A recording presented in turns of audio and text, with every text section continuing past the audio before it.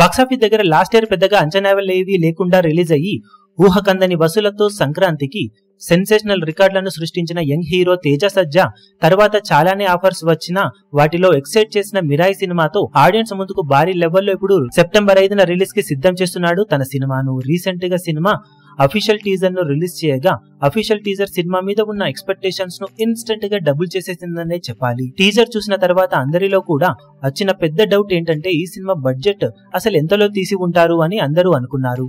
Overall గా సినిమాలో visual effects కానీ గ్రాండియర్ కానీ నెక్స్ట్ లెవెల్లో ఉండటంతో మ్యాసివ్ బడ్జెట్ తోనే సినిమా తెరకెక్కిందని ఎస్టిమేట్ వేసినప్పటికీ ఓవరాల్ గా సినిమాను కేవలం 60 కోట్ల రేంజ్ బడ్జెట్ లోనే నిర్మించినట్లు తెలుస్తూ ఉంది. అంత బడ్జెట్ లో ఆ రేంజ్ విజువల్స్ అంటే మామూలు విషయం కాదనే చెప్పాలి. హనుమాన్ మూవీ కూడా కేవలం 45 కోట్ల రేంజ్ బడ్జెట్ లోనే నిర్మించగా బాక్సాఫీస్ దగ్గర ఊహకందని కలెక్షన్లతో ఏకంగా 296 కోట్ల రేంజ్ గ్రాస్ వసూలను అందుకొని ఊచకోత కోసింది. ఆ సినిమాతో పోల్చితే ఇప్పుడు విజువల్స్ పరంగా మరో లెవెల్లో మెప్పించేలా ఉన్న మిరాయి టీజర్ క్లైమాక్స్ లో రాముడు నడుచుకుంటూ వచ్చినట్లు చూపించిన షాట్ తో సినిమా మీద ఎక్స్పెక్టేషన్స్ మరో లెవెల్ కి వెళ్లిపోయాయనే చెప్పాలి. టీజర్ రేంజ్ లోనే సినిమా కూడా ఉంటే ఖచ్చితంగా బాక్సాఫీస్ దగ్గర మరోసారి తేజ సజ్జా ఈ సినిమాతో సంచలనాలను సృష్టించే అవకాశం ఎంతైనా ఉంటుందని చెప్పవచ్చు.